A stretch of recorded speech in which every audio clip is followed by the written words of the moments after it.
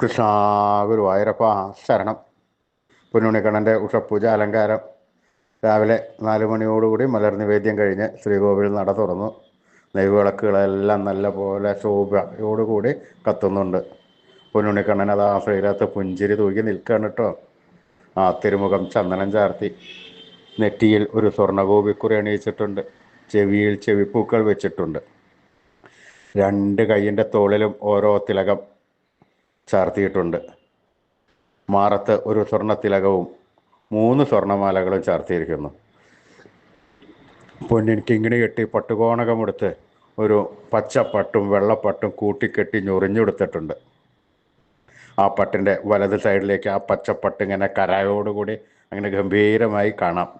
അതേമാതിരി ഇടതുവശത്തും ആ വെള്ളപ്പട്ടിൻ്റെ കര നല്ല ഭംഗിയോടുകൂടി അലങ്കരിച്ചിരിക്കുന്നു. സ്വർണ്ണ കിരീടം ചാർത്തി, കിരീടത്തിന്മേൽ തിരുമുടി മാലകളും വനമാലകളും ചാർത്തിയിരിക്കുന്നു. ആ പൊന്നുണ്ണിക്കണ്ണൻ്റെ ആ സുന്ദര രൂപം കാണുവാൻ എന്തൊരു ഭംഗിയാണെന്നോ. ഒരു കുസൃതി ചിരിയോടുകൂടി കണ്ണൻ കുറച്ച് വലുതായി നിൽക്കുന്ന മാതിരി തോന്നും. ആ കണ്ണൻ്റെ മുഖത്തെ സന്തോഷം എന്താണെന്നറിയോ? ഇതാ ഉത്സവം എത്താറായി, സഹസ്രകലശ ചടങ്ങുകൾ നാളെ തുടങ്ങുകയായി.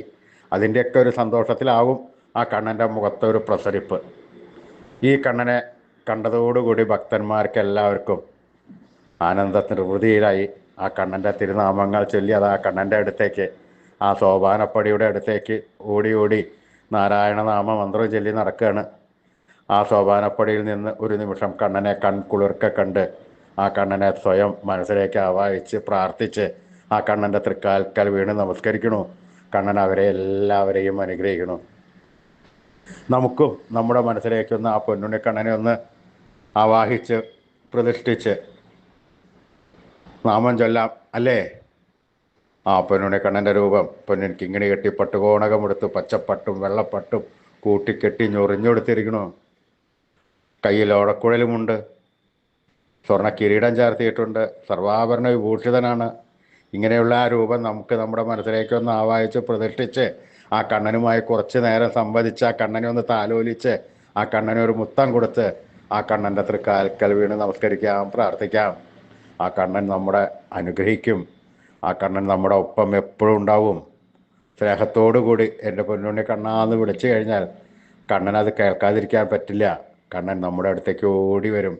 വേണ്ട സമയത്തെല്ലാം വേണ്ടതെല്ലാം വാരിക്കോരി തന്ന് കണ്ണൻ നമ്മളെ അനുഗ്രഹിക്കുന്നതാണ്. അപ്പോൾ നമുക്ക് നാമം ജപിക്കല്ലേ? നാരായണ നാരായണ നാരായണ നാരായണ. യാതൊരു സങ്കോചവും വേണ്ട. ആ സ്നേഹത്തോടു കൂടി ഉറക്കെ നാമം ചൊല്ലിക്കോളൂ. നാരായണ നാരായണ നാരായണ നാരായണ. കൃഷ്ണായ വാസുദേവായ ഹരേ പരമാത്മനെ പ്രണതക്ലേശനാശായ ഗോവിന്ദായ നമോ നമഃ. കൃഷ്ണായ വാസുദേവായ ഹരേ പരമാത്മനെ പ്രണതക്ലേശനാശായ ഗോവിന്ദായ നമോ നമഃ.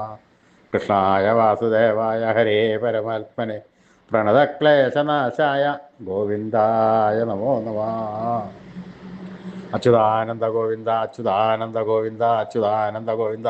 ഈ നാമത്രയ മന്ത്രം എല്ലാവർക്കും എല്ലായ്പ്പോഴും ജപിക്കാം. അത്രയും അത്യുത്തമമായ മന്ത്രമാണ്. ഋഷീശ്വരന്മാർ നമുക്ക് കരിഞ്ഞരുളി തന്ന ഒരു വരദാനമാണ് ഈ മന്ത്രം.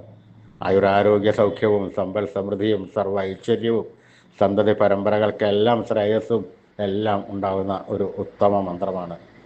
നിത്യ ഉപാസനയിൽ ഈ മന്ത്രങ്ങൾ ഉൾപ്പെടുത്തുക. അതിൻ്റേതായ ഗുണങ്ങൾ ഭഗവാൻ നമുക്ക് തരും, അതുറപ്പാണ്. ജപിച്ചോളൂ കേട്ടോ. അച്യുതാനന്ദ ഗോവിന്ദ അച്യുതാനന്ദ ഗോവിന്ദ അച്യുതാനന്ദ ഗോവിന്ദ.